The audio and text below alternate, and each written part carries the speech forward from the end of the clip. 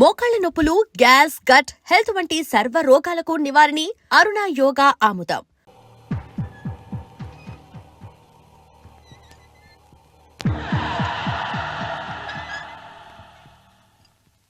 అన్వర్, అయ్యా 100 మంది పనివాళ్లను ఒక బుల్డోజర్ను ఆలయం దగ్గర తీసుకురా.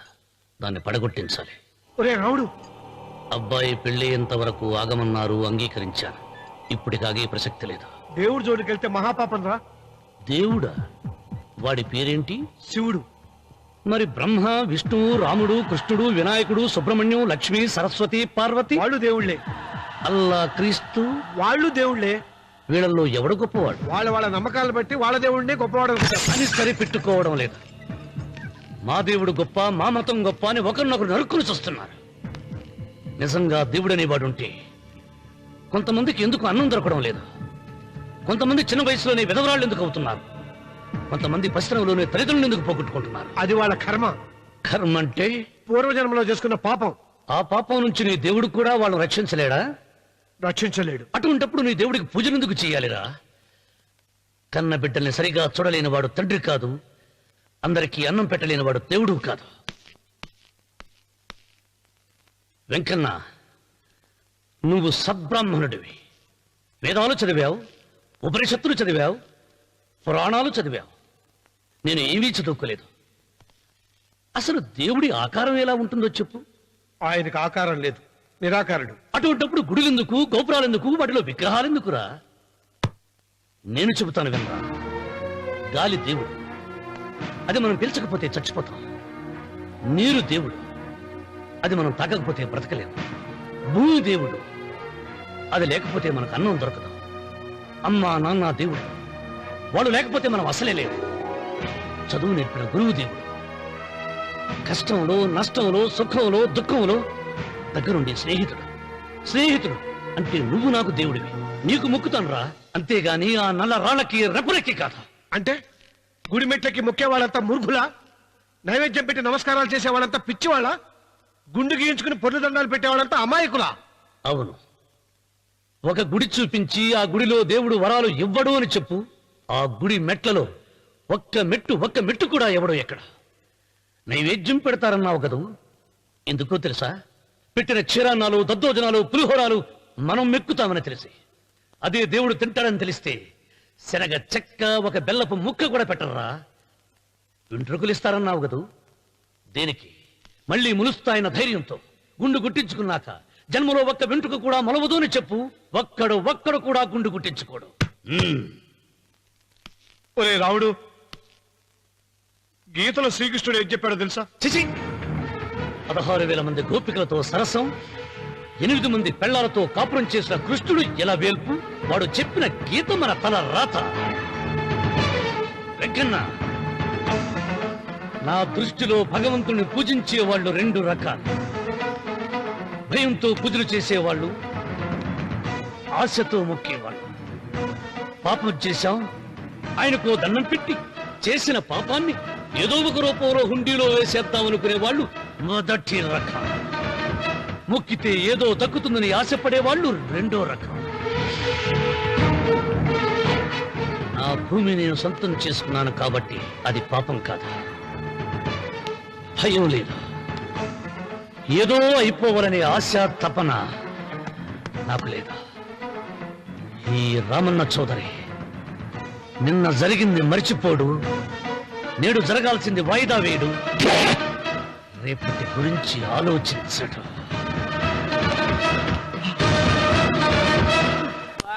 వాస్తు పురుష దేవతాభ్యో నమః. ధ్యాయామి, ధ్యానం సమర్పయామి, ఆవాహయామి,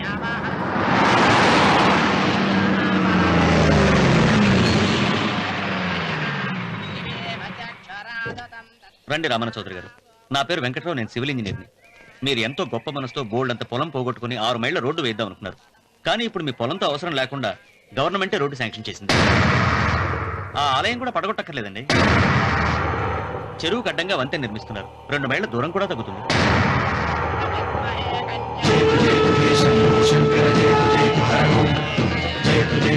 మాట వేయించడానికి నువ్వే వడివిరా. భగవంతుడే వేయిస్తాడు. అమ్మవారి ఆలయాన్ని నువ్వు తాకలేవు. పూలు వేయండి రమణ గారు. అయ్యో సంస్మరణాత్మం ఆయన ఎవరు? జటాధారి స్వాముల వారు.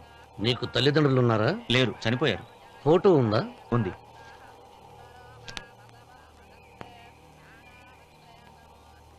తల్లిదండ్రులను పూజించు, బాగుపడతావు. జడలు నిసాలు ఉన్నవాళ్ళు కాదు.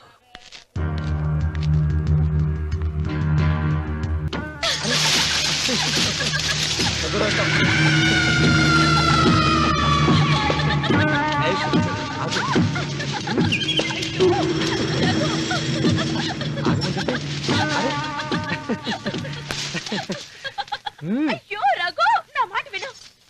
ఏంటి సులోచన ఇది? ఎన్నాళ్ళలో ముట్టుకోకుండా బ్రహ్మచారిలో ఉండమంటావు? అది కాదు రఘు, నా మాట విను. ఏంటి కాదు? ఇంతకీ మన ప్రేమ విషయం మీ నాయనంతో చెప్పావు లేదా? లేదు. చెప్పవు. నీ వల్ల కాదు. నేనే మా నాన్నతో మన ప్రేమ సంగతి వద్దు చెప్పేస్తాను. రఘు, ఏమొద్దు? చెప్పేది విను. నేను చెప్పేస్తాను. రఘు, వెళ్ళొద్దు. నువ్వు ఊరుకో. ఒక్క మాట. నేను చెప్పేస్తాను. రఘు, ఆగు రఘు.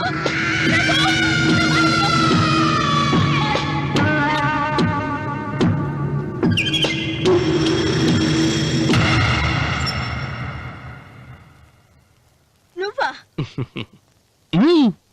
నేనే. ఎందుకొచ్చావు? నువ్వు మా నాన్నని చెప్పిన రాక్షసుడివి అంటావు. వెంటనే వెళ్ళకపోతే నిన్ను చంపేస్తాను అంటావు కదమ్మా.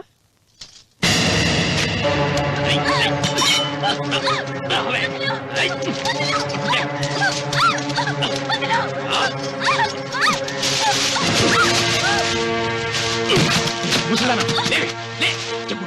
వీళ్ళ నాన్నని చంపింది ఎవరు? నేనా? నేను చంపానా? నిజం చెప్పు, చెప్పు. ఎవరు చంపారు? ఎవరు చంపారు? చెప్పు.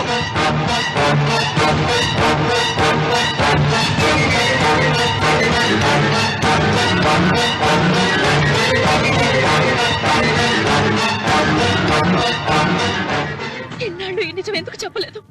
నీ ప్రాణం కాపాడడానికి. నీకు నిజం తెలిస్తే నిన్ను చంపేస్తాడేమోనని భయంతో నీకు చెప్పుండదు. పాపానికి ప్రాయశ్చిత్తం కావాలమ్మా. దానికి మార్గం నేను చెప్తాను. మనం ప్రతీకారం తీర్చుకోవాలి. నీకు రఘు దక్కేలా నేను చేస్తాను. నీ తండ్రి చావుకి పగ తీరేలా చేస్తాను. ఆలోచించు.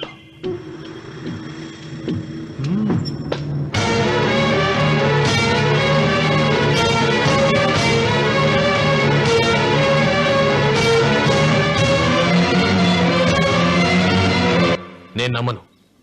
మా నాన్న దేవుడు. మా తాతయ్యకు జరిగిన అన్యాయానికి ప్రతీకారంగా పొలాలు స్వాధీనం చేసుకున్న మాట నిజమే, కానీ హత్యలు చేసే అంత దుర్మార్గుడు కాదు మా నాన్న. అందుకే చెప్పాను, నువ్వు నమ్మలేవు, నన్ను మర్చిపోమని. సులోచన, అదే నిజమైతే మా నాన్న నిలదీసి నిజమేంటో తెలిసాక ఆ ఇల్లు వదిలేసి వచ్చి నేను నిన్ను పెళ్లి చేసుకుంటాను. అది మహాప్రమాదం. మా మధ్యలో మాట్లాడడానికి నువ్వెవడవి? మీ నాన్న చేసిన హత్యకు 14 ఏళ్లు శిక్ష అనుభవించిన వాణ్ణిరా. నీకు నా మీద జాలి రావాలి కానీ కోపం వస్తుందేంట్రా? మీ నాన్న మనస్తత్వం నాకు బాగా తెలుసు. నువ్వు నాగసులోచన ప్రేమించుకున్నారని తెలిసిన వెంటనే వీళ్ళిద్దరిని చంపేసి వీళ్ల పొలంలోనే పాతి పెడతాడు. నా మాట విను, ఇంకేం ఆలోచించుకో. నా మాట విను.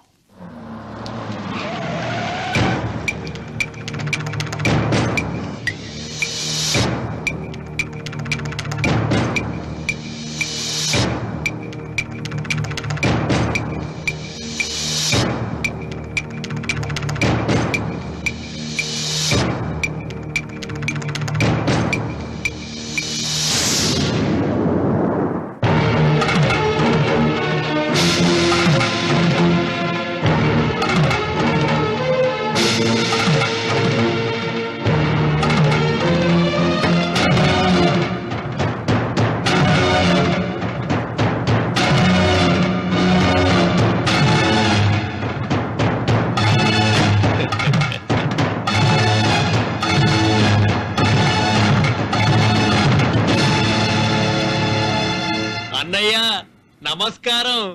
వీధి గుమ్మం వైపుకైతే నువ్వు రావని పెరటి గుమ్మం వైపుకు నేనే తీసుకుని వచ్చాను. మీ నాన్న ఇచ్చే ముష్టి డబ్బుతో బ్రతికే నాగసులోచనని ప్రేమించావు. మీ నాన్న ఈ పెళ్లికి ఒప్పుకోడు కదరా అన్నాను. లేచిపోతాం అన్నాడు. లేచిపోతే మీ నాన్న పరువు ఏమవుతుందని నేనే దగ్గరుండి ఈ పెళ్లి జరిపించానన్నయ్య. వాళ్ళ నాన్నను చంపిన పాపానికి ఈ మాత్రం పుణ్యం చేయాలి కదా.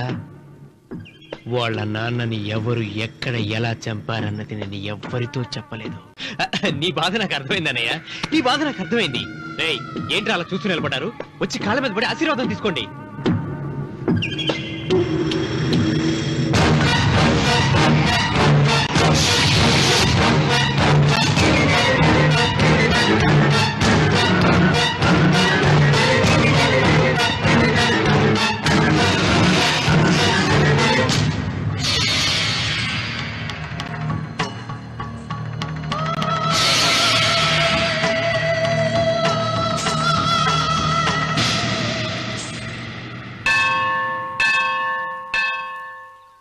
అమ్మా 100 ఎకరాల ఆశావినని చెప్పినందుకు 30-70 అనే పిల్లని పరిచయం చేసి పెద్ద శిక్ష చేసావు తల్లి.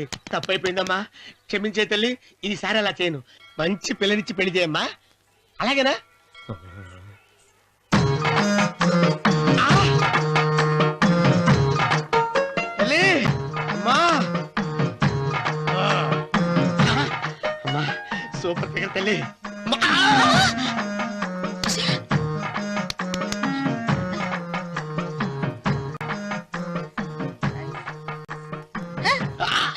నాకింకా పెళ్లి కాలేదు తల్లి.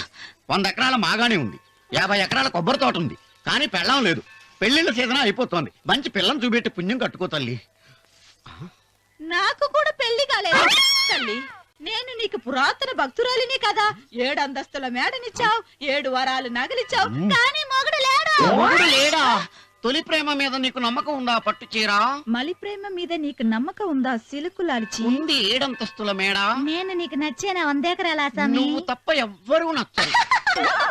వచ్చే మంగళవారం నా ఇంటికి ఒకసారి రండి, నన్ను చూసుకోడానికి.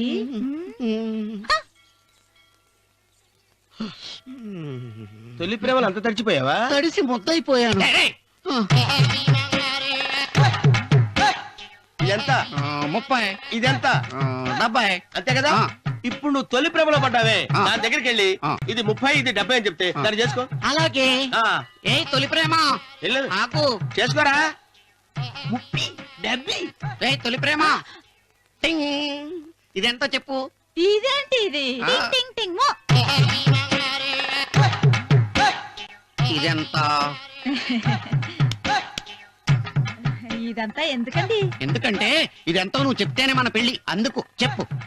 అది అది ముప్పి, అది డెప్పి. ఒరే గుంటనక, వస్తున్నాను ఉంటారా? అచి సాచినోడా, నాకు వచ్చిన సంబంధాన్ని చెడగొడతావా? అంటే బాగా అవసరం. నన్నే కొడతావా? అమ్మా, నన్నే కొడతావా?